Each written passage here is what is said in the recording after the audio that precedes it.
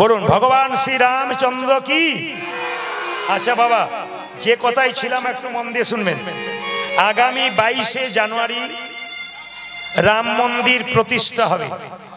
এই দিকে তাকান, এই রাম মন্দিরটা যে তৈরি হচ্ছে শুনলে চমকে যাবেন।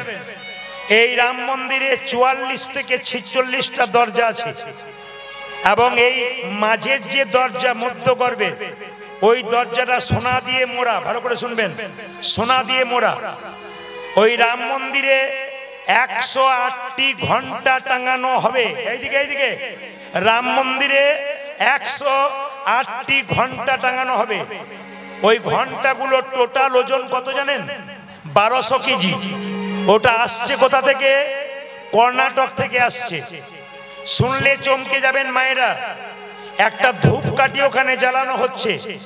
এইদিকে এইদিকে এইদিকে একটা ধূপকাঠি জ্বালানো হচ্ছে 108 ফুট লম্বাতে। কত বললাম? 108 ফুট।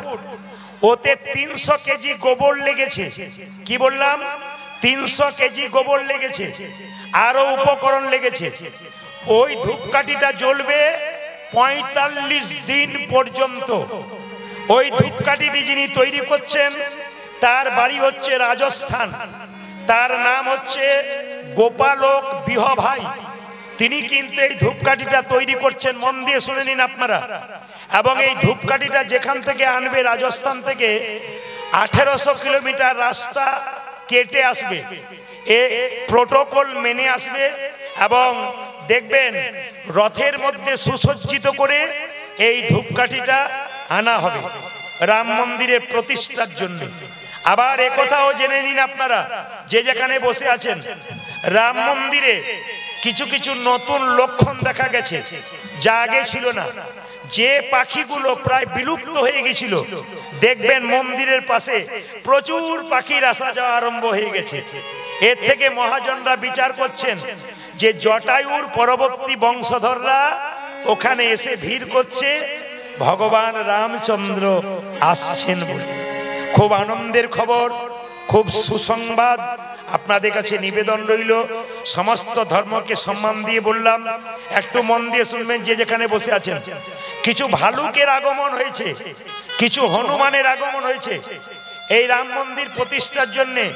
প্রচুর মানুষ প্রচুর দান করেছেন এবং আপনারা সবাই অবাক হবেন, বেলা 11টা থেকে 12টার মধ্যে রাম মন্দির প্রতিষ্ঠার মন্ত্র শুরু হয়ে যাবে।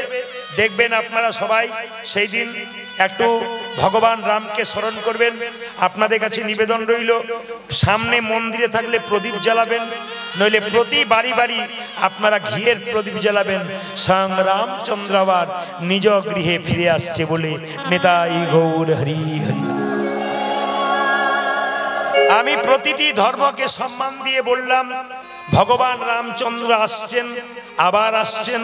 না না, ভগবান সবার, কি হিন্দু, কি খ্রিস্টান, কি মুসলিম, কি জৈন, আপন আপন নামে ডাকে। কিন্তু নামে ডাকলে কি হবে? তিনি এক। কেউ ডাকে কৃষ্ণ, কেউ ডাকে গড, কেউ ডাকে আবার কি, এদিকে দেখেন, কেউ ডাকে কৃষ্ণ, কেউ ডাকে গড, আবার কেউ ডাকে আল্লাহ, বিভিন্ন রকমে, কেউ ডাকে যিশু খ্রিস্ট। কিন্তু জেনে নিন তিনি একজনই, কিন্তু তিনি একজনই, নামটা শুধু আলাদা। আমি প্রদীপ পাল, আমাকে কেউ বলছে উনি সুদীপ পাল, উনি উদ্দীপ পাল, কিন্তু আমি প্রদীপ পাল। আমার বাবা আমাকে ছেলে বলে, আমার মামা আমাকে ভাগ্নে বলে, আমার কাকা আমাকে ভাইপো বলে, শ্বশুর বাড়িতে গেলে জামাই বলে। আমি কজন? আমি একজন। আর একটা প্রমাণ দিয়ে দিই আপনাদের। আপনাদের গোবরা গ্রামটা কত বড় আমি জানি না, আমি ঘুরতে পারি নাই, তবে একটা বড় বড় না, হ্যাঁ অনেকটা বড়। বলি আপনাদের গোবরা যে গ্রামটা অনেক বড়, ওই পাড়ার ছেলের সঙ্গে এই পাড়ার মেয়ের বিয়ে হয়েছে। এখন বিবাহের পরে স্বামী স্ত্রীতে একটু ঝগড়া হয়। আপনাদের গোবরাতে হয় না, অন্য জায়গায় হয়, এখানে জন্য বলি। তো বলি বলি এদিকে ওই পাড়ার মেয়ের সঙ্গে এই পাড়ার ছেলে বিয়ে হয়েছে, ঝগড়া হয়ে এই বেশি যদি মুখ চালাবে না, প্রদীপ বাবুর বাড়ি বীরভূম চলে যাব। মেয়েটি তখন বলছে চলে যাও না, আমিও থানা বাড়ি চলে যাব, মানে আমার বাবার বাড়ি চলে যাব। গ্রামে গ্রামে বিয়ে হলে একটা নিয়ম ভালো আছে, কি বলুন তো? ছেলেদের যত সুবিধা, মেয়েদের তত সুবিধা। বারবার শ্বশুর বাড়ি যাবেন, মিষ্টির প্যাকেট কিনতে হবে না, দিব্যি যাবেন, খেয়ে চলে আসবেন। আর দেখবেন মেয়েদের সুবিধা কি, ঝগড়া হলেই থানা বাড়ি মানে বাপের বাড়ি গিয়ে বসলো, আর কি কোথাও নাই। এখন সবাই লক্ষ্য করুন, ছেলেটা চলে গেছে কোথায়, এই ঘাটে, বল্লভপুর ঘাটে চলে গেছে, নদী পার হবে। মেয়েটি মনে মনে ভাবছে তুমি যেথা যাও না কেন আমি বাপের বাড়ি চললাম। ও বাপের বাড়ি চলে গেছে দরজা বন্ধ করে। ছেলেটি আর মেয়েটি স্কুলে গেছে, এসে জিজ্ঞেস করছে পাড়ার লোককে, ও কাকু আমার মা কই? বলে তোর মা গেছে তোর মায়ের বাপের বাড়ি। তোর মায়ের বাপের বাড়ি? বলছে মা গেছে বাপের বাড়ি। তখন ভাই বোনে বলছে, মা যদি যায় বাপের বাড়ি আমাদের চল মামার বাড়ি। স্বামী কাটোয়া ঘাট থেকে ঘুরে এসেছে, টেনশন হচ্ছে যদি কিছু গন্ডগোল হয়। এসে বলছে একজনকে, হ্যাঁ রে তোর বৌদিকে দেখেছিস? বলে বৌদি গেছে বাপের বাড়ি। বুঝলাম, ছেলেগুলো কই? ওরা গেছে মামার বাড়ি। তখন স্বামী মনে মনে ভাবছে, বউ যদি যাই বাপের বাড়ি, ছেলে যদি যাই মামার বাড়ি, আমি কেন বাকি থাকি, আমি যাই শ্বশুর বাড়ি। যে পথেতে যাও না কেন আমি বই আর কেউ নাই। হরিবল। আচ্ছা মায়েরা, হনুমানের চরণে সিঁদুর দেন না? সিঁদুর, এই সিঁদুর দেন কেন তাকান। একদিন সীতামা এমনি করে আয়নাতে করে নিয়ে সিঁদুর নিচ্ছে। হনুমান পেছন থেকে প্রশ্ন করছে, এই যে মা ওটা কি নিচ্ছ? সিঁদুর। সিঁদুর? বলে হ্যাঁ। আচ্ছা মা সিঁদুর নিলে কি হয়? বলছে সিঁদুর নিলে প্রভুর একটু মঙ্গল হয়। আচ্ছা বেশ, সিঁদুর তুমি লম্বা নিচ্ছ কেন? সীতা বলছে, এ জগতে যে মেয়ে যত লম্বা সিঁদুর নেবে তার স্বামীর আয়ু তত লম্বা হবে। হঠাৎ করে হনুমান বলছে, মা যদি কোনো মেয়ে স্মৃতির সিঁদুর খাটো নেই তাহলে কি হয়? বলছে যে যত খাটো নেবে তার স্বামী তত তাড়াতাড়ি বলো হরি হরিব। আর যে একবারে নেবে না, যে সিটিতে নেবে না সাইডে নেবে, বিয়ের পর থেকে স্বামী স্ত্রী সাইড হবার চান্স থাকবে। আপনাদের যাদের সিটিতে সিঁদুর নাই তাদের কি বলা হবে? ডিভোর্স হবার চান্স থাকবে। না না, এতক্ষণ যে কথাগুলো বললাম এগুলো সব মজা করে বললাম, আসল তত্ত্বটা বলে রাখি যেটা বলবার জন্য। সিটিতে সিঁদুর নিচ্ছে হনুমান। হঠাৎ সীতা সিঁদুর নিচ্ছে, হনুমান প্রশ্ন করছে, মা সিটিতে সিঁদুর নিলে কি হয়? বলে তোর প্রভুর একটু মঙ্গল হয়। মায়েরা সিঁদুর নেন কেন? স্বামীর মঙ্গলের জন্য। হনুমান যখন শুনলো সিটিতে সিঁদুর নিলে স্বামীর মঙ্গল হয়, তখন সঙ্গে সঙ্গে হনুমান প্রভুর মঙ্গল হয় শুনেছে, সিঁদুরের কৌটোটাকে নিয়ে 50 হাত দূরে গিয়ে গোটা সিঁদুরটা লাল করে গোটা শরীরে ছড়িয়ে দিয়েছে। সীতা বলল, হনু এই জন্য লোকে তোকে বোকা বলে, আমি সিটিতে সিঁদুর নিচ্ছি প্রভুর একটু মঙ্গলের জন্য, আর তুই গোটা শরীরে সিঁদুরটা ছড়িয়ে নিলি। হনুমান বলছে, মা গো, সিটিতে সিঁদুর নিলে প্রভুর যদি একটু মঙ্গল হয়, তবে গোটা শরীরে সিঁদুরটা ছড়িয়ে নিলে প্রভুর আমার কত না মঙ্গল হবে। এরই নাম হনুমান। আচ্ছা কারা কারা হনুমান হতে চান হাত তুলুন। হবে না, কেউ হবেন না। যারা আমার বাবা আছেন, ভক্ত আছেন, তার বাচ্চাগুলো তুলেছে। হ্যাঁ, হনুমান মানে দালের হনুমান বলি নাই। হনুমানে হনন, মান মানে কি? সম্মান। যে তার মান সম্মান অভিমান অহংকার রামচন্দ্রের চরণে দিতে পেরেছে, রামচন্দ্রের চরণে দিতে পেরেছে, এই জগতে সেই তো হলো হনুমান।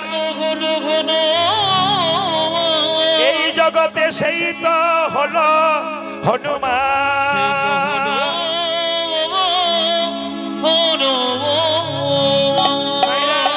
সবাই লক্ষ্য করুন। যে বাবা কিছু মনে করবেন না, একাদশী কারা কারা করে হাত তুলুন তো। একাদশী একটু হাত তুলুন। একাদশী কারা কারা করেন? বাহ, আমার বাবারা তো ডান দিকে করে, বাঁ দিকে কেউ একাদশী করেন? বাহ, দু একজন করে, বেশ, নামান নামান।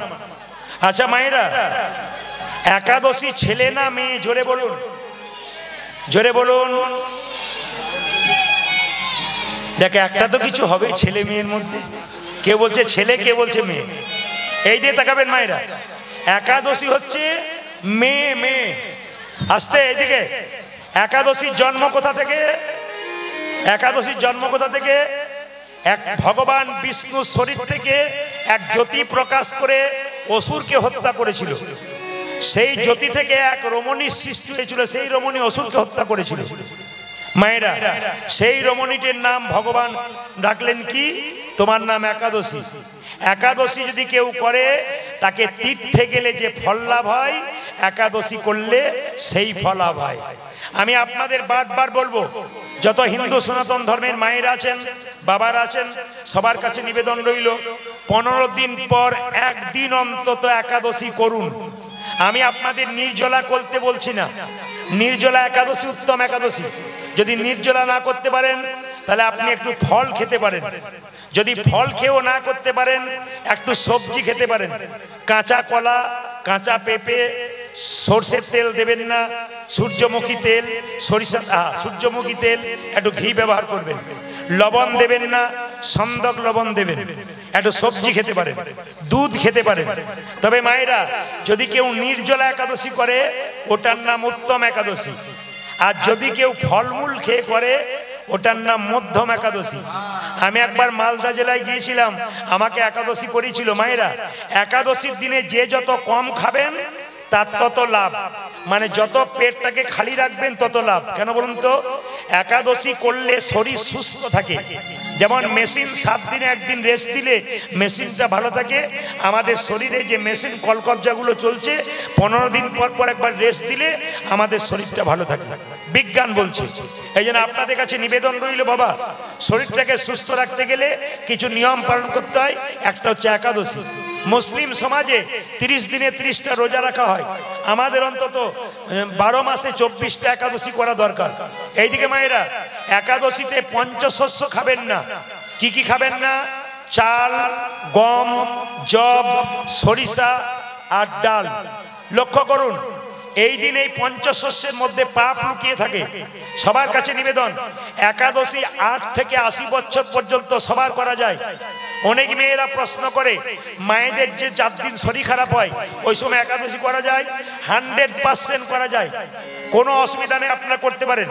অনেকে প্রশ্ন করে কত বছর থেকে একাদশী করা যায়? আমাদের মনে একটা ভুল ধারণা আছে, বিধবা মেয়েরা একাদশী করবে, সধবারা করবে না। শাস্ত্র বলে দিয়েছে 8 থেকে 80 বছর পর্যন্ত সবাই একাদশী করতে পারে যদি সামর্থ্য থাকে। অনেকে প্রশ্ন করে, আমার শরীর খারাপ, একাদশীর দিনে কি ওষুধ খাওয়া যায়? একবারে খাওয়া যায়। ওষুধ খাবেন, প্রসাদ পাবেন, যেটা খাওয়া দরকার, তবু কিন্তু আপনি একাদশী করবেন। যদি আপনার শরীর সামর্থ্যে কুলায় আপনি নিশ্চয় করবেন। একাদশীর আগের দিনে রাত্রিবেলায় ব্রাশ করে নিতে হয়। একাদশীর দিনে ব্রাশ করতে নেই। কেন না? ব্রাশে যে পেস্টটা দেবেন সেই পেস্টে লবণ থাকে, ওই লবণ মুখে গেলে একাদশী হবে না। আপনি যে জিভ ছুলেন, জিভটা কেটে যায়, তাহলে আপনার একাদশী হবে না। এই জন্য আগের দিনে জিভ ছুলে নিতে হয়, রাত্রিবেলায় সেবার পর, শোবার আগে মুখ ধুয়ে নিতে হয়, ব্রাশ করে নিতে হয়। সকালবেলায় গরম জল দিয়ে মুখটাকে ধুয়ে নিতে হয়। সকাল থেকে সন্ধে পর্যন্ত আপনি একাদশীর দিনে কি করবেন মা? শর্ত করতে হবে। শুধু উপবাস নয়, খারাপ কিছু দেখবো না, খারাপ কিছু বলবো না, খারাপ কিছু ভাববো না, এরই নাম হচ্ছে একাদশী। শুধু আপনি খাবেন না সেটা একাদশী নয়, আপনাকে শর্ত করতে হবে। খারাপ কিছু দেখবো না, খারাপ কিছু বলবো না, খারাপ কিছু ভাববো না। আমি মালদা জেলায় গিয়েছিলাম, আমাকে একাদশী করিয়েছে। আমার দিকে দেখান, 4 রকমের ফল, 4 রকমের মিষ্টি, 4 রকমের সবজি, 4 গ্লাস দুধ আর বাটি বাটি পায়েস তৈরি করেছে, আমাকে দিয়েছে।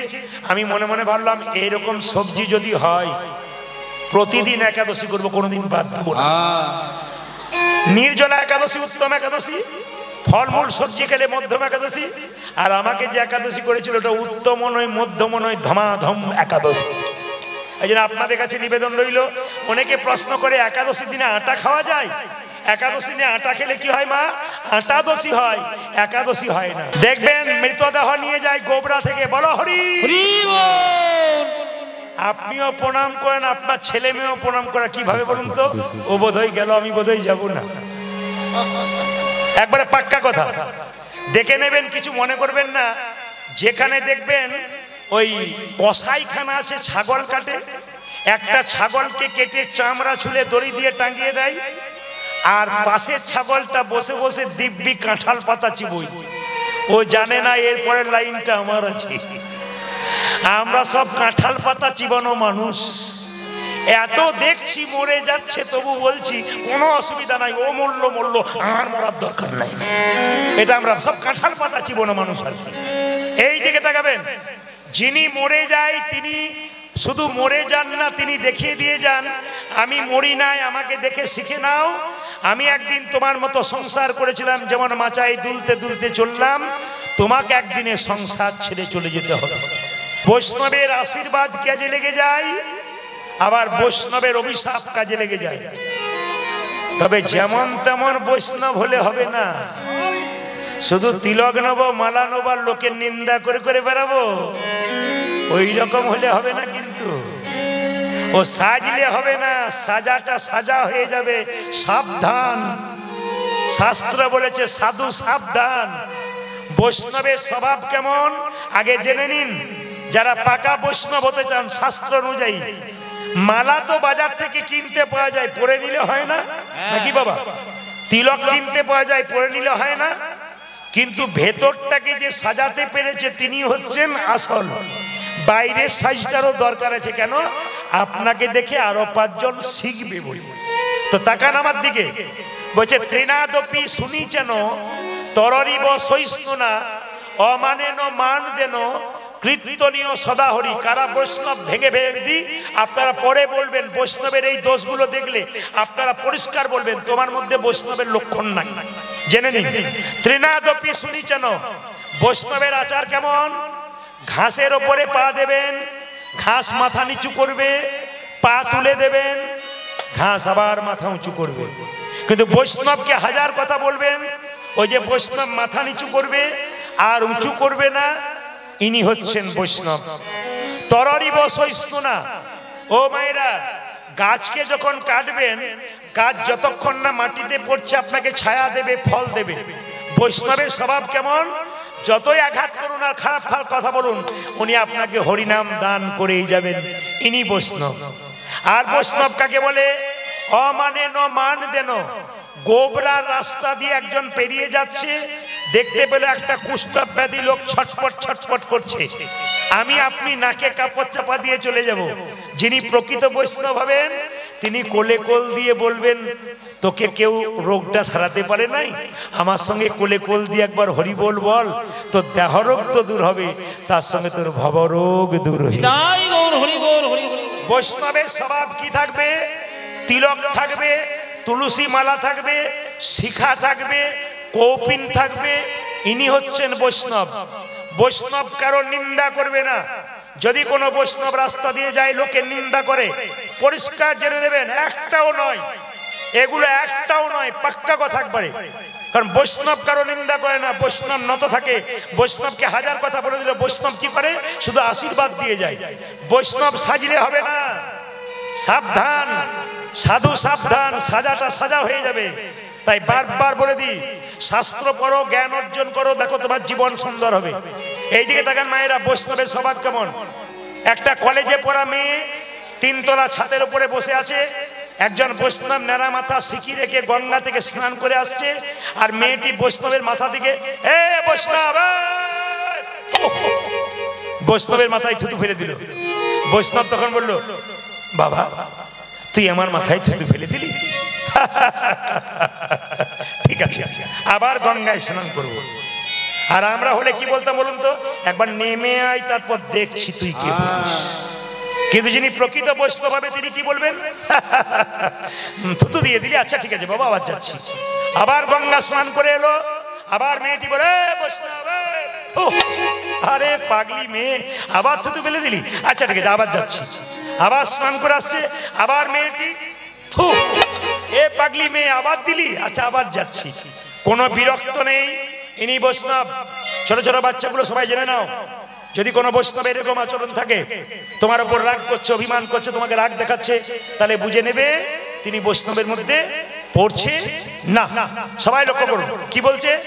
শেষে যখন 10 বার স্নান করে এলো, 10 বার থুতু ফেলেছে, 11 বার ফেলতে যাবে, মেয়েটির বাবা দেখতে পেয়ে বললো, এই তোর লজ্জা করে না?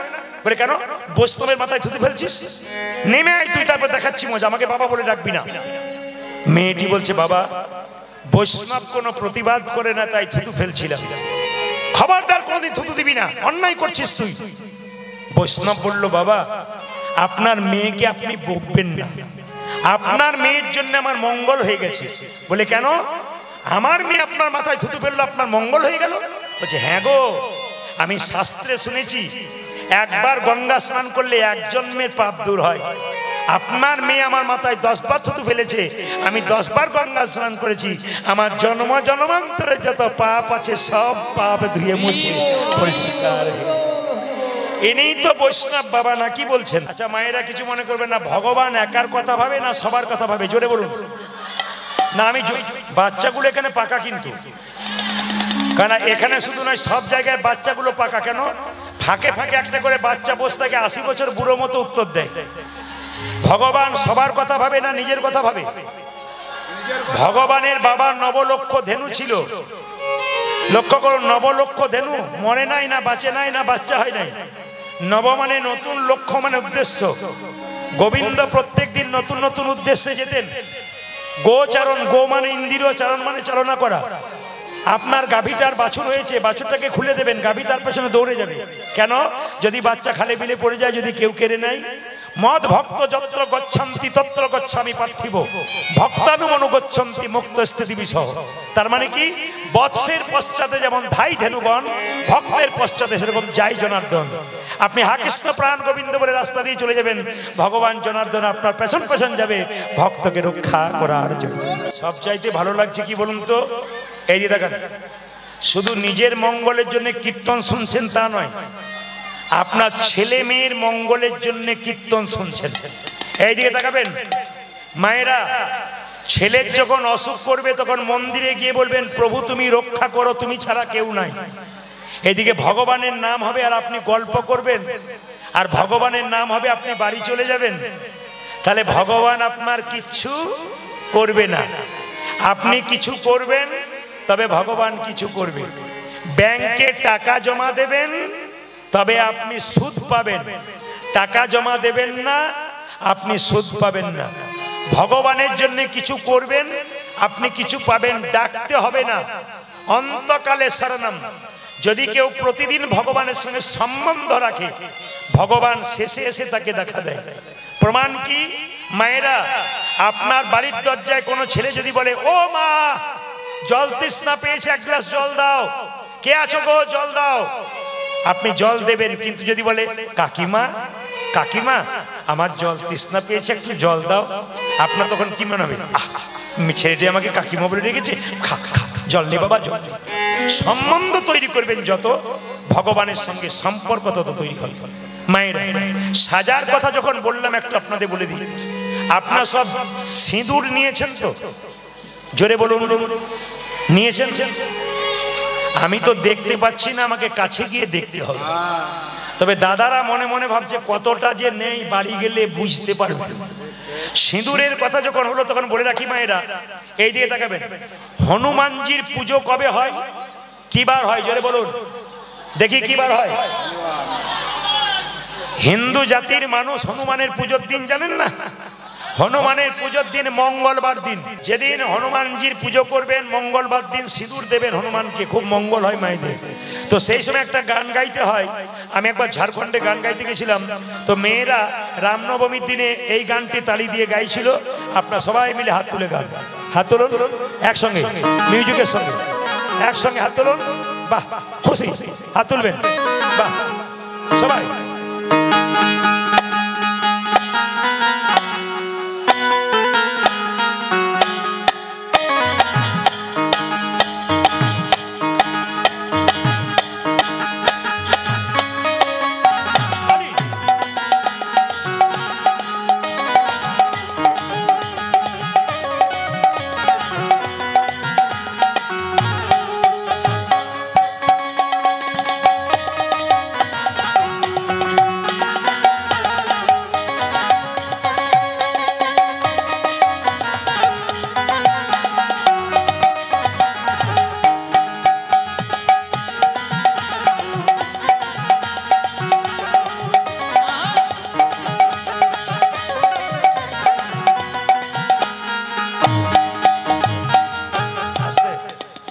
যাদের সুগার আছে তাদের বারবার চটি নিয়ে উঠতে হচ্ছে বা চটি নিয়ে আসতে হচ্ছে।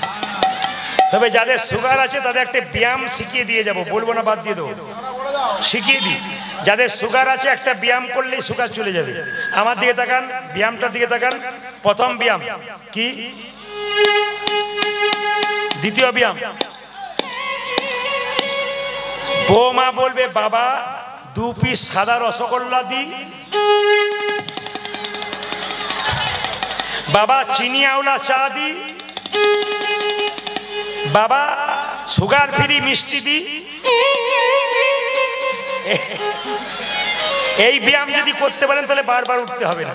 হাত ওঠান, একসঙ্গে একসঙ্গে এই গানটি 2 লাইন গাইবো, হনুমানজির গান, রাম ভক্ত হনুমান সবাই। লেহেরে লেহেরে লেহেরায় রে ঝান্ডা ঝান্ডা ঝান্ডা বজরং বলী।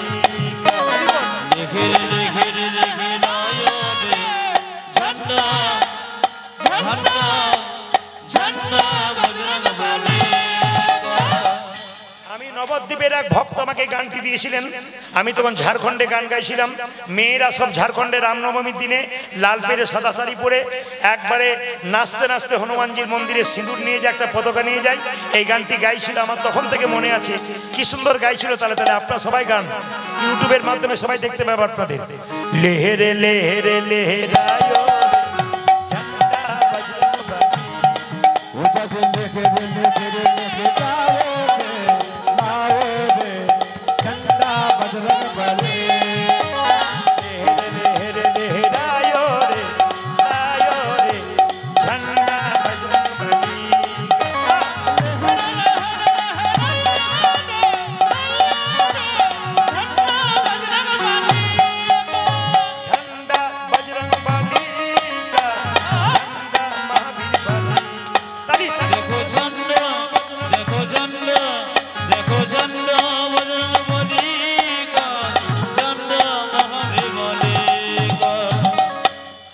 মায়েরা যে নাচতে পারে তার সিগন্যাল কিন্তু প্রথমেই পেয়েছি।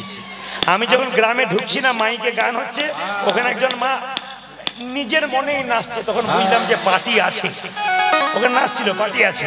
এই যে আপনারা যে নাচতে পারেন এত সুন্দর। কালকে আমি গাইঘাটা ছিলাম, গাইঘাটা উত্তর 24 পরগনা, ওখানে একটা আশ্রমে গান হচ্ছিল, নিতাই গৌর আশ্রমে। আপনাদের যত লোক তার ডবল লোক, কেন বলুন তো? জায়গা দিতে পারছে না, এত লোকের ভিড়। আপনাদের যে ঠান্ডা পড়েছে তবু আসর পূর্ণ করে বসে আছেন হাততালি দিয়ে। লেহেরে লেহেরে লেহেরায়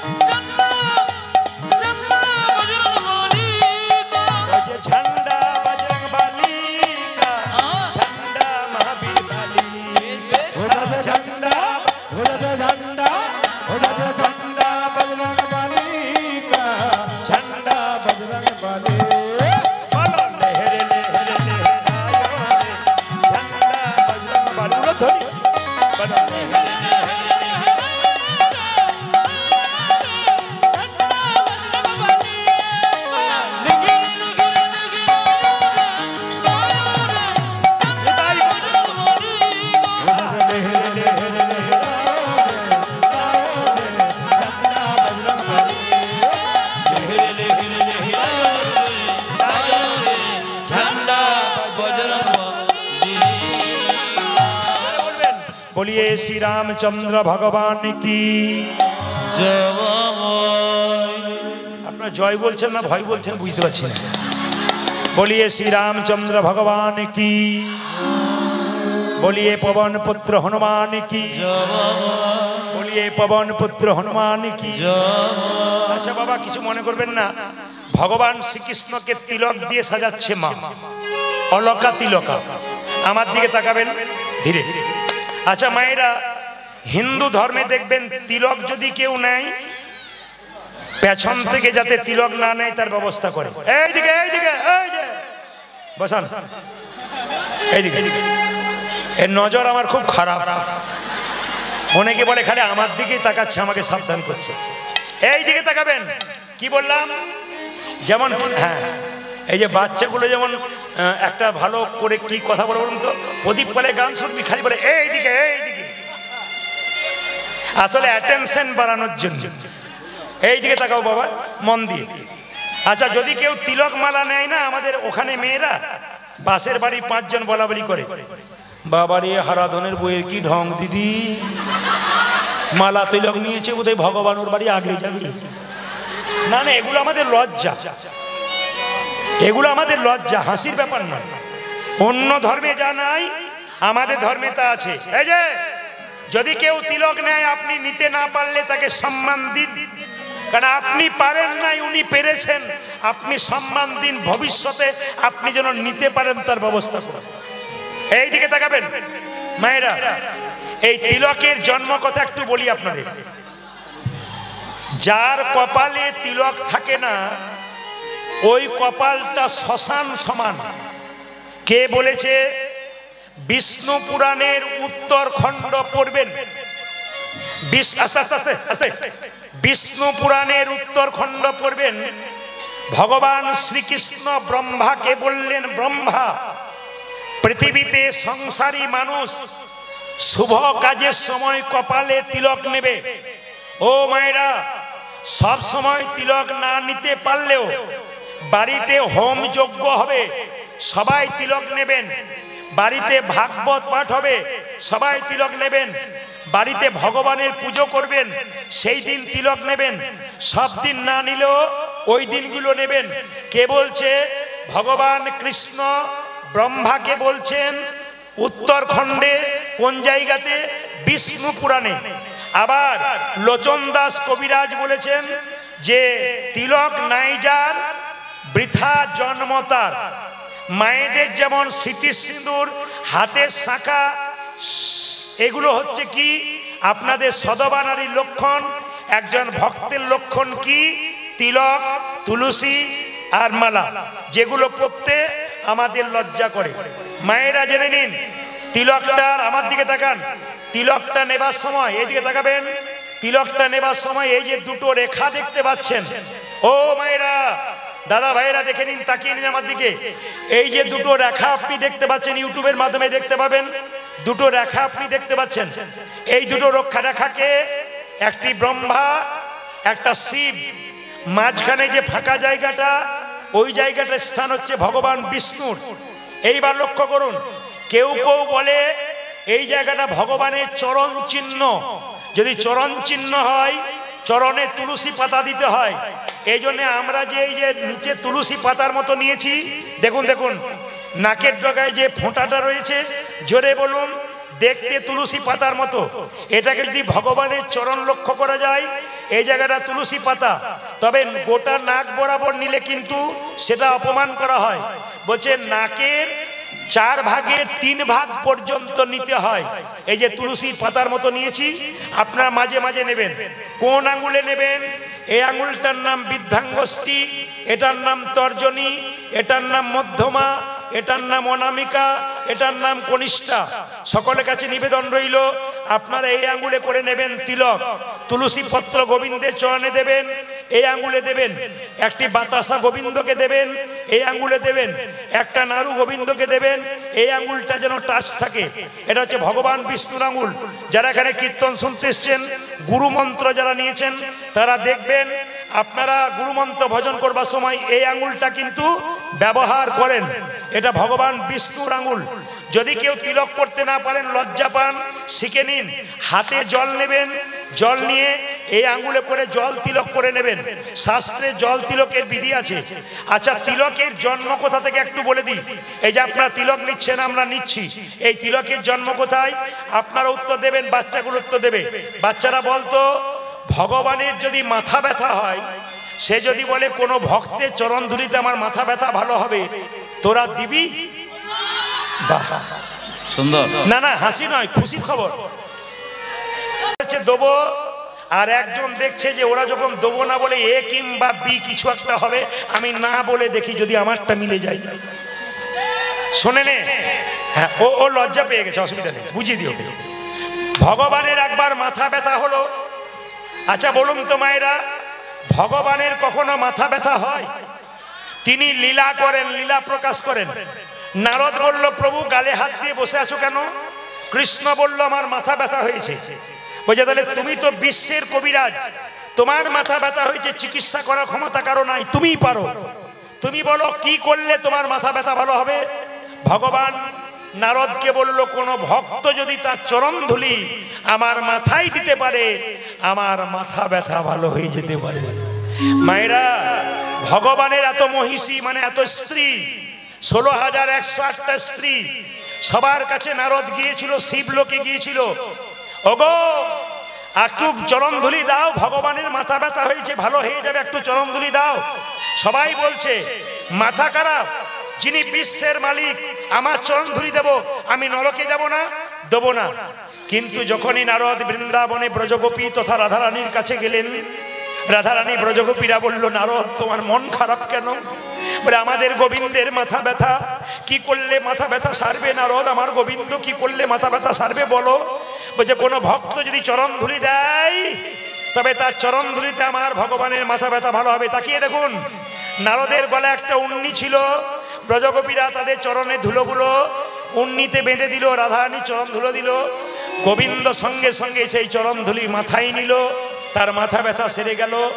তিনি জগৎকে শিক্ষা দিলেন, রে জগৎ, ব্রজগোপীদের চরণের ধুলি আজ থেকে শুরু হবে তিলক। এ তিলক যারা নেবে, স্বয়ং ভগবানের কৃপা তারা লাভ করবে। অনেকের প্রশ্ন থাকে, রাধারানীর এদিকে রাধারানীর কপালে তিলক থাকে না কেন? দেখুন, রাধারানীর কপালে তিলক থাকে না কেন, ব্রজগোপীদের কপালে তিলক থাকে না কেন? প্রশ্ন করে অনেকে, দেখবেন ইউটিউবের মাধ্যমে। শুনে নিন, কি নিজের চরণের ধুলি তিনি কোনোদিন মাথায় নিতে পারেন না, কপালে নিতে পারেন না নিজের চরণের জিনিস। যেহেতু ভগবান আশীর্বাদ করেছেন সব ভক্তরা নেবেন, এই জন্য রাধারানী তার চরণের ধুলিটা তিলক হয়ে গেছে, ওটা কোনোদিন কপালে তিলক রূপে রাধারানী এবং ব্রজগোপীরা নেয় না। একটা দামি কথা শুনে নিন, আপনারা যারা মন্দিরে রাধাকৃষ্ণের মূর্তি দেখছেন, সব মন্দিরে কি উচিত বলুন তো? রাধারানীর পাটাকে ঢাকা দিয়ে রাখা। যারা ভক্ত মানুষ আছেন এখানে, তারা জানেন রাধারানীর চরণ কিন্তু দেখতে নাই। যখন মন্দির দেখবেন, প্রকৃত মন্দির যারা তৈরি করছেন, আমার দিকে তাকান, শাস্ত্র পড়বেন, দেখে নেবেন, কৃষ্ণ এবং রাধার প্রকৃত মন্দিরে দেখবেন, যেগুলো প্রকৃত মন্দির যারা শাস্ত্র মেনে করেছে, তারা দেখবেন রাধারানীর চরণ দুটো কাপড় দিয়ে ঢাকা থাকে। কেন? বছরে একবার রাধারানীর চরণ দেখা যায়, কার্তিক মাসের গোপাষ্টমীর দিনে। ওই দিন রাখাল রাজ গোবিন্দ বৃন্দাবনে খেলতে খেলতে রাখালের সার্টিফিকেট পেয়েছিল, তিনি রাখাল রাজা। সেদিন রাধারানীও ধুতি পরেছিল, তাদের সঙ্গে খেলা করছিল, রাধার চরণ সেই দিন দর্শন করেছিল। ওই দিন একমাত্র গোপাষ্টমীর দিনে রাধারানীর চরণ দেখা যায়, বাকি কোনো দিন নয়। আর একটা দিন দেখা যেতে পারে, যদি আপনি কৃপা করে দেখেন, রাধা অষ্টমীর দিনে আপনি দেখা দিতে পারেন। আচ্ছা মায়েরা, আপনাদের নদিয়াতে বিয়ে বাড়ি হয়, দেখবেন আমাদের কত লজ্জার ব্যাপার। দেখবেন, আমি ধরিয়ে দিচ্ছি আমাদের অপমানগুলো। কি বলুন তো, মেনু চার্ট দেয় না? মেনু চার্ট, মেনু চার্ট কি লেখা থাকে? ওপরে লেখা থাকে রাধা বল্লভী, তার নিচে আবার লেখা থাকে চিকেন কাটলেট, মটন কাটলেট। মানে কোন জায়গায় পৌঁছাচ্ছি? এইদিকে যত সব করছি, সব ঠিক করছি, আছে গীতা। আচ্ছা মায়েরা, বলছে আপনারা সবাই লক্ষ্য করুন, এইটা একটু দেখুন তো, আপনারা বলবেন, সবাই তাকান। আচ্ছা মায়েরা, দেখবেন এক জায়গাতে, আপনারা বলবেন কিন্তু, একটা জায়গাতে দেখবেন লাল কাপড়ে বাঁধা থাকে, নিয়ে প্রতিজ্ঞা করা হয়, যাহা বলিব সত্য বলিব, সত্য ছাড়া মিথ্যা বলিব না। কোন জায়গায় বলে? আপনাদের তাহলে আগে থেকে যাওয়া আসা আছে নাকি? ওই জন্য বুঝতে পারবেন। আচ্ছা হ্যাঁ, বাবারা বলিস না, মায়েরা বলুন, এটার ভেতরে কি ভরা থাকে? এটার ভেতরে কি ভরা থাকে? একজনকে জিজ্ঞেস করেছিলাম, লাল কাপড়ের ভেতরে কিছু কি ভরা থাকে? ও তখন বলে যন্ত্র টন্ত্র কিছু একটা হবে, বেটা তাও জানে না। দেখবেন, এই যে দেখেন, গীতাটাকে হাত দিয়ে কি বলি? যাহা বলিব সত্য বলিব, সত্য ছাড়া মিথ্যা বলিব না। ওটা বলার পর থেকে ঝুড়ি ঝুড়ি মিথ্যা কথা বলা শুরু করব না। কি বলছেন? আমরা কোথায় মান রাখছি, এগুলোর দিকে তাকাবেন। জীবনকে সুন্দর করতে গেলে কিছু কথা শুনতে হয়, যে কথা আমাদের জীবন পরিবর্তন করে। তবে শুনে রাখুন মায়েরা, এই যে নামাবলী আপনারা দেখছেন, নামাবলী, এই নামাবলীর জন্ম কোথা থেকে?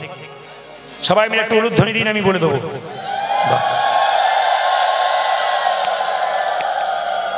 এখন নামাবলী কেউ নেয় না, অনেকে নেয়।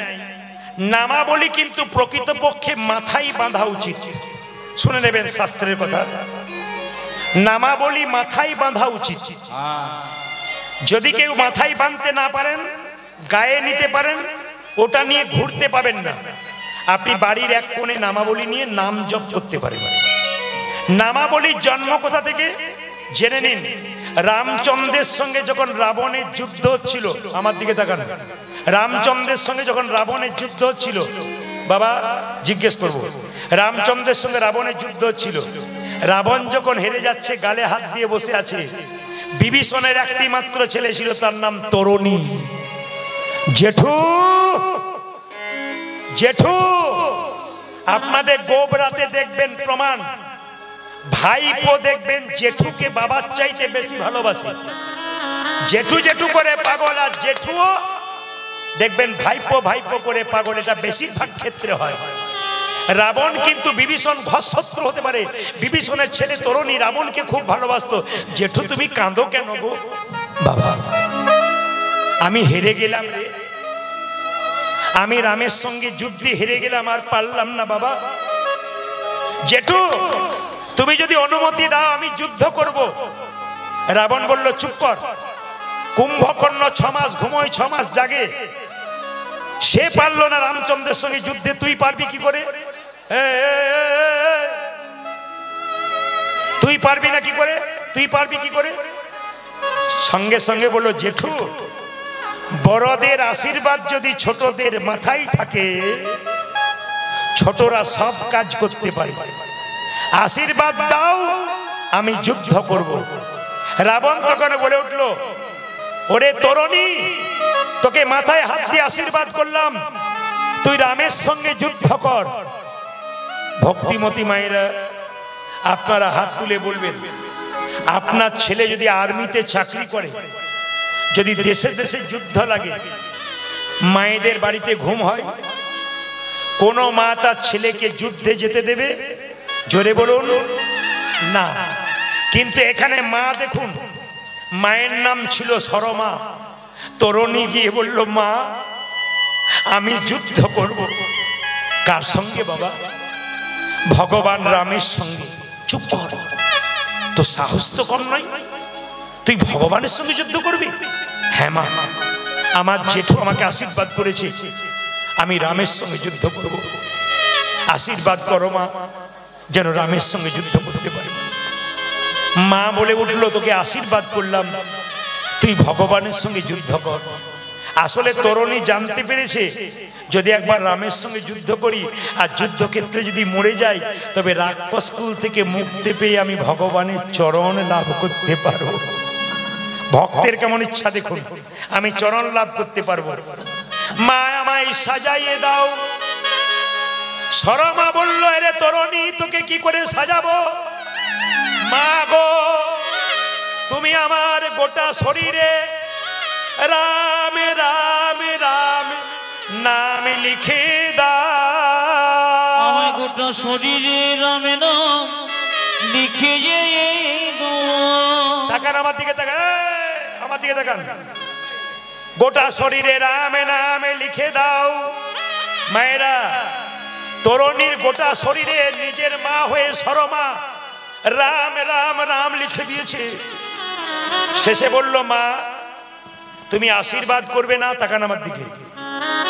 তরণীর মা হলুদ কাপড় পরেছিল, হলুদ কাপড়টা টুকরো করে কেটে তরণীর মাথাতে বেঁধে দিয়ে বলল, তরণী এইদিকে তাকাবেন, তরণী রে, এই হলুদ কাপড়টা কেটে তোর মাথায় বেঁধে দিলাম, আশীর্বাদ দিলাম, এই হলুদ কাপড়টাই তোর আশীর্বাদ রইল। তরণী ছুটে গেল রাবণের কাছে, জেঠু আমি আসি। সঙ্গে সঙ্গে রাবণ বলল, চুপ কর, গোটা শরীরে রাম নাম লিখেছিস কেন? তুই আমার শত্রু না, তুই ভাইপো, চুপ কর। কত চালাক দেখুন তরণী। জেঠু আমি কি রাম নাম এমনি লিখলাম? রামের সঙ্গে যখন যুদ্ধ করব আমার শরীরে রাম নাম দেখতে পাবে, আর যুদ্ধই করবে না, ও হেরে যাবে, আমি জিতে যাব। রাবণ বলল, বাহ, এই না হলে তুই আমার ভাইপো, কিন্তু মনে মনে ভাবলো, জেঠু আমি তো সেই জন্যে যাই নাই, আমি আমার শেষ জীবনটা আমার রামের চরণে দেবার জন্যে যাচ্ছি। ছুটে গিয়ে যুদ্ধক্ষেত্রে রামচন্দ্রকে বলল, প্রভু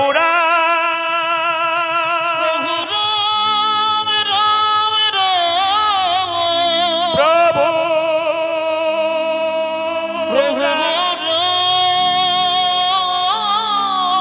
প্রভু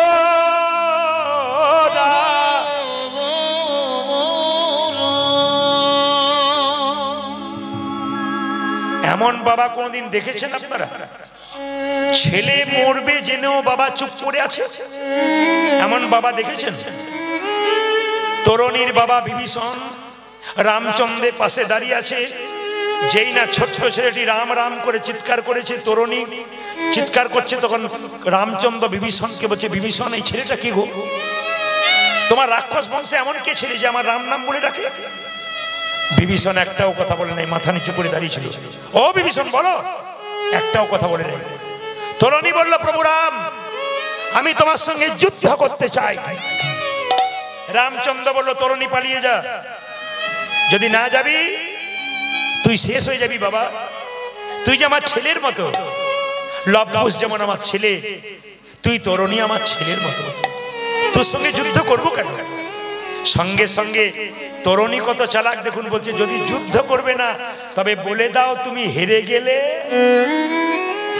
কত চালাক দেখুন, যদি যুদ্ধ করবে না তাহলে বলে দাও হেরে গেলে আমি চলে যাব। রাম বলল, তাই বা বলি কি করে, তবে যুদ্ধ কর। সামনে দাঁড়িয়ে আছে বিভীষণ, দেখছে ছেলের মৃত্যু হবে, তবু চুপ করে দাঁড়িয়ে আছে। বাবা কেমন দেখুন, এরকম বাবা হওয়া দরকার আছে। আপনারা কি ভাবছেন এখনই দেখতে পাবেন। তরুণী বলল, যুদ্ধ করবো বলে, হ্যাঁ করো। তরুণী প্রথমে একটা বাণ ছাড়লো, রামের চরণে গিয়ে পড়ল। রাম বলল, তরুণী রে, কেউ যদি বাণ দিয়ে আমার চরণে প্রণাম করে, আমাকে বাণ মেরে তাকে আশীর্বাদ করতে হয়। আমি তোকে বাণ মারলাম তোর মাথায়। রামচন্দ্রের সঙ্গে তরুণীর যুদ্ধ হয়, বাণের পর বাণ মারতে মারতে এক সময় তরুণীর মস্তক ছেদন হয়ে যায়। তরুণীর মাথা কেটে আকাশ দিয়ে উঠতে উঠতে প্রভু রাম রাম রাম প্রভু রাম রাম প্রভু রাম রাম প্রভু রাম রাম প্রভু রাম রাম রাম প্রভু রাম রাম। রামচন্দ্রের চরণে এসে তরুণীর মাথাটা কাটা অবস্থায় পড়ে আছে, মাথায় হলুদ কাপড় বাঁধা আছে। জিজ্ঞেস করলো রামচন্দ্র, বিভীষণ এ কে? তোমার বংশের ছেলে রাম রাম বলতে বলতে আমার চরণে পড়লো, কে? বিভীষণ চুপ করে আছো কেন? বিভীষণের চোখ থেকে তখন গড় গড় করে জল পড়ছে। প্রভু, এ আর কেউ নয়, আমার বংশের একমাত্র প্রদীপ, আমার তরুণী। চুপ করো। বাবা হয়ে ছেলের মৃত্যু দেখে সে বাবা কেমন? প্রভু, প্রথমে আমি বাধা দিতে পারতাম, কিন্তু বাধা দিলাম না। কেন জানো? আমি তো রাক্ষস কুলে জন্ম নিয়ে পাপ করেছি।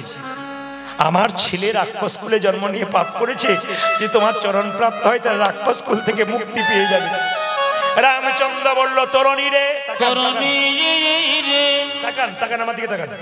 রামচন্দ্র বলল, তরুণী রে, তোর কাটা মুন্ড যখন আমার চোখের সামনে পায়ের সামনে পড়ল, কথা দিলাম তরুণী, আগামী দাপরে আমি কৃষ্ণ হব, তুই হবি সুবল সখা, তোকে সামনে রেখে আমি লীলা করব রাধারানীর সঙ্গে। ওরে তরুণী রে, ওরে তরুণী রে, তোর মা এই যে হলুদ কাপড়টা আশীর্বাদ স্বরূপ তোর মাথায় বেঁধে দিয়েছি, আমি এই হলুদ কাপড়ে তোর এই শরীরের রক্ত দিয়ে রাম রাম রাম রাম লিখে দিলাম, রাম রাম লিখে দিলাম। এর নাম হলো রামাবলী, এর নামে হলো রামাবলী। প্রথমে ওটা নামাবলী ছিল না, প্রথমে ছিল রামাবলী, তারপর ওটার নাম হলো নামাবলী। আজ থেকে এটার নাম হবে রামাবলী থেকে নামাবলী। রামাবলী থেকে নামে হবে রামাবলী। বলুন রাধা রানী কি জয়টা মনে হচ্ছে যত রাত্রি হচ্ছে কমছে। কমিটির ছেলেরা বারবার বলছে খুব ঠান্ডা, 5টা থেকে আরম্ভ হবে, আসুন আসুন। আপনারা চলে এসছেন কিন্তু আপনার পাকা ভক্ত। রাধা রানী কি যত বলেছি বাড়ছে। শ্যাম সুন্দর কি, এবার সুরে বলুন রাধা রানী কি, শ্যাম সুন্দর কি, মদন মোহন কি, যারা বসে বসে ঘুমোচ্ছে তাদের কি, সবার জন্য হয়ে গেল। রাধা রানী কি, শ্যাম সুন্দর কি, মদন মোহন কি, ভগবান শ্রীকৃষ্ণ কি, প্রেমানন্দে নিতাই গৌর হরি বল। তবে কিছু মনে করবেন না, আপনাদের গোবরাতে এলাম, আস্তে আস্তে আস্তে আপনাদের গোবরাতে এলাম, একটা ধন্য হলাম বলে যাই, শুনলে খুশি হবেন। আপনাদের এখানে সব ভালো, আস্তে, এখানে কোনো মাতাল নাই না,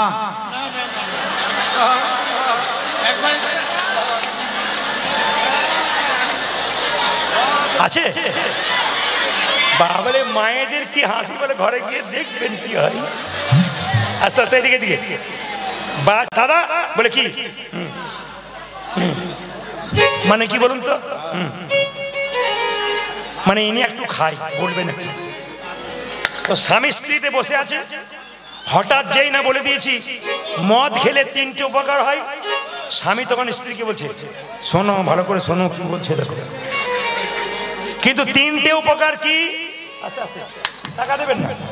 এখন কীর্তনে আসলে কোনো কমিটিকে বলবো উঠতে দেবেন না, 50-100 টাকা 20 টাকার জন্য গানটাকে নষ্ট করবেন না, বারবার বলবো একবারে আপনারা ওসব করবেন না। আমি একটা কথা বরং বলবো, এইদিকে মায়েরা, মদ খেলে 3টে লাভ কি কি, বাড়িতে চোর ঢুকবে না, দেখবেন কুকুরে কামড়াবে না, আর বেটা কোনোদিনই বুড়ো হবে না চিরকাল।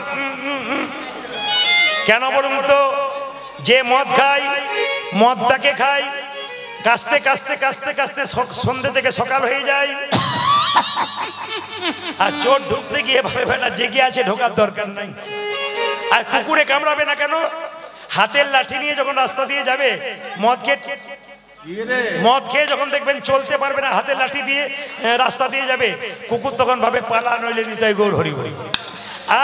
আর কামড়াবে না কেন, এইদিকে যারা পান মাতাল হয় তারা নর্দমার পাশে পড়ে থাকে, কুকুরগুলো ভাবে আমরাও শুয়ে আছি, ও শুয়ে আছে, আমার প্রতিবেশী বটে, কামড়ানোর দরকার নেই। আর বুড়ো হবে না কেন, বুড়ো হবার সুযোগ পাই না, তার আগেই নিতাই গৌর হরি বল। সবার কাছে নিবেদন রইল, বাবা ছোট্ট দুটি কথা বলে যাবে, মহাভারতের কথা, আস্তে আস্তে বাবার যদি রাজি থাকেন তাহলে বলবো মহাভারতের কথা। মায়েরা, যে দান দেয় তার হাত নিচে থাকে না উপরে থাকে, জোরে বলুন, জোরে বলবেন। হ্যাঁ, যে দেয় তার হাত, যে নেয় তার হাত নিচে থাকে। আপনি দেবেন আপনার হাত, যে নেবে তার হাত নিচে। এইবার দ্রৌপদী গঙ্গায় স্নান করতে গেল, একজন মুনি গঙ্গা জলে কোমর পর্যন্ত দাঁড়িয়ে আছে, উঠছে না। দ্রৌপদী জিজ্ঞেস করলো, মুনিবর তুমি যে জলে দাঁড়িয়ে আছো, ঘন্টার পর ঘন্টা উঠছো না, আমি যে স্নান করব। মুনি বলল, মা যে কাপড়টা আমি স্নান করছিলাম পরে, ওই কাপড়টা জলের স্রোতে ভেসে চলে গেছে, তুমি তোমার কাপড়ে কিছুটা অংশ দান করলে আমি তোমাকে আশীর্বাদ করব। দ্রৌপদী মুনিকে দান করলো, মুনি আশীর্বাদ করলো, মা এই যে তুমি এইটুকু কাপড় দান করলে, এই কাপড় তুমি একদিন অনেক করে পাবে। জোরে বলুন তো মা, এটা পেয়েছিল কোন দিন? যেদিন দ্রৌপদীর বস্ত্রহরণ হয়েছিল। আর একটা দিনের কথা বলি, কৃষ্ণের পিসির ছেলের নাম শিশুপাল, তার যখন জন্ম হয়েছিল 3টে চোখ 4টা হাত হয়েছিল। আপনাদের এই গোবরাতে কোন একটা মা যদি এমন বাচ্চার জন্ম দেয় যার 3টে চোখ 4টা হাত থাকে, কি বলবে? এ কেমন ছেলে রে বাবা, রাক্ষস নাকি, বনে দিয়ে আসে। শিশুপালের মা অন্ধকার রাত্রিতে জঙ্গলে শিশুপালকে ফেলতে যাচ্ছে, 3টে চোখ 4টা হাত দেখে। আকাশবাণী হলো, মা তোমার ছেলেকে বাড়ি ফিরিয়ে নিয়ে যাও, তোমার ছেলেকে সবাই দেখতে আসবে, এমন একজন দেখবে যে দেখার সঙ্গে সঙ্গে তোমার ছেলের একটা চোখ আর দুটো হাত খসে পড়বে, জানবে তারই হাতে তোমার ছেলের মৃত্যু হবে। বলুন তো মায়েরা, কে আসতে পারে? জেনে বলুন। বাহ, বাচ্চাগুলোর আইডিয়া খুব ভালো, খুশি আমি। এই জন্য আমাদের আসরে যত জায়গায় দেখি, যেমন বয়স্ক বাবারা আসে তেমন কিন্তু বাচ্চাগুলো আসে। একটা বাচ্চা কিন্তু উত্তর দিয়ে দিয়েছে। মন লাগিয়ে কীর্তন শুনলে সবাই বুঝতে পারে। আমি অতি সহজ ভাষায় বলে দিই, শুনে নিন। শিশুপালকে যখন নিয়ে এলো বাড়িতে ফিরিয়ে, বলরাম দেখতে এলো, কিচ্ছু হলো না। কৃষ্ণ দেখতে এলো, একটা চোখ আর দুটো হাত খসে পড়ল। ব্যাপারটা জানতো কে? শিশুপালের মা। কৃষ্ণের সম্পর্কে কে? পিসি। পিসিমা বলে উঠলো, কৃষ্ণ কি? আমি তোর কে? পিসি। এ তোর কে? ভাই। কথা দে। কি? আমার মাথায় হাত দিয়ে দিলাম, শত অপরাধ করলো, ক্ষমা করে দিবি? কৃষ্ণ বলল, পিসিমা, আইন যেমন রাখলাম ফাঁক তেমন রেখে দিলাম। শত অপরাধ করলে ক্ষমা করে দেবো, 101 হলে বেটাকে ছেড়ে দেবো না। যুধিষ্ঠির মহারাজ রাজসূয় যজ্ঞ করলো, কৃষ্ণকে সভাপতি করলো, সবাই মেনে নিল। শিশুপাল মানল না, চিৎকার করে বলল, কে লম্পট? তুমি চোর, তুমি লম্পট, তুমি চোর, তুমি লম্পট। কৃষ্ণ বলছে, শিশুপাল বলে যা, বলে যা, তোর তো 100টা বলার কথা, তারপর দেখ আমি কে বটি। যেই না 100 পেরিয়ে গেছে, 101 হয়ে গেছে, কৃষ্ণ সুদর্শন চক্র দিয়ে শিশুপালের মস্তক ছেদন করেছে। মায়েরা, ওই সময় কিন্তু দ্রৌপদী নিজের কাপড়টা দিয়ে কৃষ্ণের এই আঙুলটা কেটে গিয়েছিল, কাপড় দিয়ে বেঁধে দিয়েছিল। কৃষ্ণ বলল, দ্রৌপদী, এই যে তুমি এইটুকু কাপড় দিলে, এই কাপড় তোমার একদিন অনেক করে পাবে। পেয়েছিল কোন দিন? দ্রৌপদীর বস্ত্রহরণের দিনে। প্রেম তাকান, দ্রৌপদীর বস্ত্রহরণের দিনে পেয়েছিল। শুনলে চমকে যাবেন। হ্যাঁ, শুনলে চমকে যাবেন। যেদিন দ্রৌপদীর বস্ত্র হয়েছিল মা, সেই দিন দ্রৌপদী রজস্বলা অবস্থায় ছিল। মায়েরা যেমন 4 দিন শরীর খারাপ থাকে, দ্রৌপদী ওই সময় অসুস্থ ছিল। সেই অবস্থায় 80,000 লোক বসে আছে একটা মেয়ের কাপড় টানা হবে বলে। সবাই দেখবে, দাদু ভীষ্ম বসে আছে, প্রতিবাদ নাই। দ্রৌপদী এক হাতে নিজের কাপড়টা ধরেছে, এক হাতে ভগবানকে ডাকছে। দুঃশাসন চুলের মুঠি ধরে দ্রৌপদীকে রাজসভায় নিয়ে এসেছিল। মায়েরা, দাদা ভাইরা, শুনে নিন। সেই আপনারা সন্ধে 6টা থেকে বসেছেন, আপনাদের কাছে নিবেদন, শুনে নিন আমার কথা। যদি কোনো পুরুষ তার স্ত্রীকে বলুন, অন্য মেয়েকে বলুন, চুলের মুঠি ধরে অত্যাচার করে, দাঁড়িয়ে বলে গেলাম, সেই পুরুষ ধ্বংস, অনিবার্য, অনিবার্য। কোন নারীর চুল ধরে কোন স্ত্রী যদি, কোন পুরুষ যদি অত্যাচার করে, 100% তার ধ্বংস। আমি বলি নাই, রামায়ণে রাবণ সীতার চুলের মুঠি ধরেছিল, ধ্বংস হয়ে গেল। দুঃশাসন দ্রৌপদীর চুলের মুঠি ধরেছিল, ধ্বংস হয়ে গেল। তাকিয়ে দেখুন মায়েরা, যখনই দ্রৌপদী বস্ত্র চাইছে, এক হাতে বস্ত্র ধরে আছে। নারদ মুনি কৃষ্ণকে বলল, কৃষ্ণ, দ্রৌপদী বস্ত্র চাইছে, তুমি দিচ্ছ না কেন? নারদ বলল, কৃষ্ণ তুমি দাও। কৃষ্ণ বলল, নারদ, দ্রৌপদীর পরীক্ষা নেবার জন্য প্রস্তুত, দ্রৌপদী পরীক্ষা দেবার জন্য প্রস্তুত নয়। এক হাতে নিজের কাপড়টা ধরেছে, এক হাতে আমায় ডাকছে। ভগবান বলল, যে 2 হাত তুলে ডাকে না, আমি তার কাছে কোনোদিন যাই না, আমি তার কাছে কোনোদিনই যাই না। দ্রৌপদী চিৎকার করে বলল, যা কিছু আমার সকলই তোমার, আমার কেবল তুমি, আমার কেবল তুমি, জীবনে মরণে জনমে জনমে প্রাণনাথ হইও তুমি, প্রাণনাথ হইও তুমি। হে গোবিন্দ যা করো বলে, হে গোবিন্দ যা করো বলে, যেই না এরকম করে হাত দুটো তুলে দিয়েছে, ভগবান বসন জোগাড় করছে, দুঃশাসন কাপড় টানছে। 1 ঘন্টা, 2 ঘন্টা, 3 ঘন্টা, 4 ঘন্টা, 5 ঘন্টা, ক্লান্ত হয়ে গেল দুঃশাসন। দুর্যোধনকে বলল, দাদা এবার তুমি কাপড় টানো। দুর্যোধন কাপড় টানছে, দুঃশাসন বাড়ির ভেতরে গেছে জল খাবার জন্যে, চমকে গেল। কি? যার কাছে জল চাইবে তার স্ত্রীর কাছে, স্ত্রী কি করছে? উলঙ্গ হয়ে বসে আছে। এ কি গো, তুমি উলঙ্গ কেন? তোমার কাপড় কই? আমি জল খাবো না ছাই, তোমার কি হবো? ও মা, আলোটা জ্বেলেছে। শুধু দুঃশাসন স্ত্রী নয়, 100 ভাইয়ের স্ত্রী উলঙ্গ হয়ে বাড়ির কোনায় কোনায় বসে আছে। দুঃশাসন জিজ্ঞেস করলে অবস্থা কে করেছে, সঙ্গে সঙ্গে বলে উঠল, কে? দুঃশাসন স্ত্রী। তোমার আর তোমার দাদার জন্য হয়েছে। আমাদের 100টা বইয়ের শাড়ি নেই কেন জানো? দ্রৌপদী ভগবানকে কাপড় চাইছে, ভগবান এত কাপড় পাবে কোথায়? আমাদের গুলো টানছে আর দ্রৌপদীকে দান করে দিচ্ছে। এর থেকে কি শিখলেন? অপরের অমঙ্গল যদি করেন তবে নিজের অমঙ্গল আগে হয়। দুটো জিনিসে অবহেলা করবেন না। কৃষ্ণকে ভজন করবেন কি না করবেন আপনার ব্যাপার, কিন্তু বাড়িতে দুটো দেবদেবী আছে, তাকে আগে পুজো করতে হবে, তবে আপনার কৃষ্ণ ভজন সার্থক। একটি বাবা একটি মা। এদিকে আমার দাদু ছিলেন, এদিকে আমার মায়ের মামা দাদু আমার হচ্ছে, তিনি বৃন্দাবনে চলে গেছিলেন ঘর সংসার ত্যাগ করে। গুরুকে গুরু বাবা বলছিলেন, গুরু বললেন বৃন্দাবনে এই যে ঘরে মা আছে? বলে হ্যাঁ। বাবা আছে? বলে হ্যাঁ। ওরা কাঁদছে না? কাঁদছে। যা ফিরে যা, ফিরে যা, পরে তুই আসবি বাবা, ফিরে যা, আগে সংসার ধর্ম পালন কর।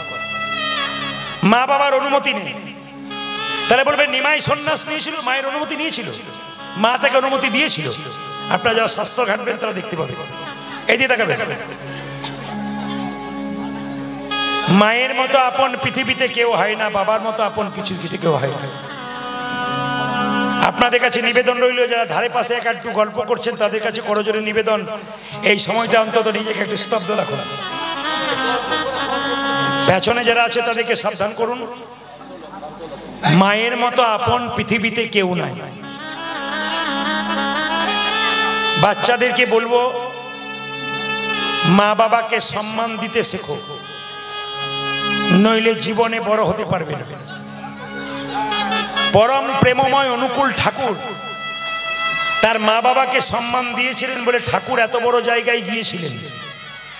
শুনলে চমকে যাবেন, অনুকূল ঠাকুর তার মায়ের কাছ থেকে দীক্ষা নিয়েছিল। ঠাকুরের কথাগুলো অমৃতের মতো বাণী। এই জন্য আপনাদের কাছে নিবেদন রইল, যে যেখানে বসে আছেন মন দিয়ে শুনে নেবেন। মা বাবাকে কেউ কাঁদাবেন না। যার বাড়িতে মা কাঁদে বাবা কাঁদে তার কোনদিন সুখ হয় না। একটা মায়ের পেটে একটা বাচ্চা 10 মাস 10 দিন জায়গা হয়, সেই ছেলে বড় হয়ে কৃষ্ণনগরে গিয়ে ফ্ল্যাট কেনে, আত্মীয় স্বজনের সবার জায়গা হয়, বাবা মায়ের জায়গা হয় না। এমন কীর্তন শুনে কোনো লাভ হবে না। শ্রাবণ মাসে দেখবেন ছেলেরা জল ঢালতে যায়। এইদিকে শ্রাবণ মাসে ছেলেরা জল ঢালতে যায়, কাঁধে বাঁক নিয়ে 10 কিলোমিটার দূরে। আমি তার কাছে প্রশ্ন করব, শিবলিঙ্গে জল দেবার আগে একবার ভেবে নাও তো, তোমার বাবা যখন রৌদ্রে কষ্ট করে বাড়ি ফিরেছিল টাকা রোজগার করে তোমাদের মানুষ করবে বলে, রৌদ্রে হাঁপিয়ে গেছে একটু জলের জন্যে, বাবার হাতে 1 গ্লাস জল তুলে দিয়েছিলে তো? যদি দিয়েছিলে তবে জল দেওয়া সার্থক, আর যদি না দাও কোনো সার্থক নাই। বাবা একটু জল স্নানের জন্য জল চাইছিল, দিয়েছিলে তো? মা অসুস্থ ছিল, জল দিয়েছিলে তো? মায়েরা এই দিকে তাকাবেন। অনেক বাড়িতে আমি দেখেছি একজন বাবা কেঁদে কেঁদে ছেলেকে বলছে, খোকা আমার মিষ্টি খেতে বড় ইচ্ছা, 2টো মিষ্টি এনে দিস। খালি ছেলে বলে, কাল দেবো, পরশু দেবো, অত চিন্তা নেই, দেবো বললাম তো। দেবো বলে একদিন বাবা চলেই গেল, আর মিষ্টি খেতে পেল না। ছেলের বাবা যখন মরল তখন 2000 লোককে নিমন্ত্রণ করে পেট ভরে মিষ্টি খাওয়ালো। বাবা তখন উপর থেকে কেঁদে কেঁদে বলছে, হ্যাঁ রে খোকা, আমি যখন মিষ্টি চাইলাম তখন তুই দিলি না, আর 1000 লোককে তুই পেট ভরে মিষ্টি খাওয়ালি। আমার আত্মার কোনদিন শান্তি হবে না। তুই যতই ভালো কাজ কর, কোনো কাজ তোর পূর্ণতা হবে না। ওই জন্য বাড়িতে বারবার বলবো, বাবা মা জীবিত থাকতে যা ইচ্ছা তাই দিন, তারপর বেনা গাছে দেবেন, তারপর লোককে খাওয়াবেন। বাবা মাকে জীবিত অবস্থায় দিলেন না, আর 2000 লোককে প্যান্ডেল করে খাওয়ালেন, লোক দেখানি খাবার, এর কোনো দাম রইল না। এ আপনার ভরামি ছাড়া কিছু নয়। এই যে আপনাদের কাছে নিবেদন, একমাত্র কাজ কি? বাবা মাকে জীবিত থাকতে দিন। মায়েদের কাছে নিবেদন রাখলাম, মায়েদের কাছে একটা কথা রাখলাম, সংসার সুখের হয় পুরুষের গুণে।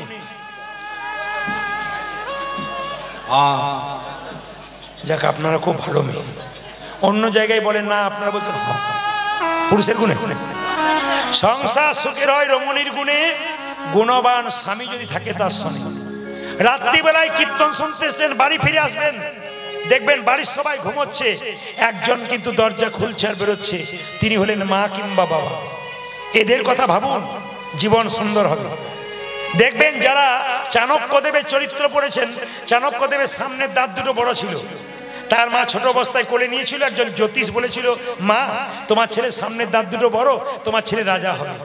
সঙ্গে সঙ্গে চাণক্যদেব 5 বছর বয়স, তার মা কোলে নিয়ে বললো, খোকা তুই রাজা হবি, তুই রাজা হবি। মায়ের কত আনন্দ, ছেলে যদি রাজা হয়। হ্যাঁ রে বাবা, তুই যখন রাজা হবি আমায় ভুলে যাবি না তো। চাণক্যদেব 5 বছর বয়সে বলেছিল, মা রাজা হব কি করে? তোর দাঁত দুটো দেখে বললো একজন জ্যোতিষ যে তুই রাজা হবি, আর রাজা হলে তুই আমায় ভুলে যাবি। চাণক্যদেব মায়ের কোল থেকে নেমে একটা পাথর নিয়ে দাঁত দুটো ভেঙে দিয়েছিল, গড় গড় করে রক্ত বেরোচ্ছিল। মা বলছে, বোকা কোথাকার, দাঁত দুটো ভেঙে দিলি যে? বলছে, মা দাঁত থাকলে রাজা হয়ে যাব, আর রাজা হয়ে গেলে তোমায় ভুলে যাব। দাঁত থাকবে না, রাজা হব না, তোমায় আর ভুলেও যাব। শুধুই কি মহাপণ্ডিত হয়েছিল বাবা। ওই জন্য বারবার নিবেদন রাখলাম, বাবা মাকে ভালোবাসতে শিখুন, জীবন সুন্দর হবে।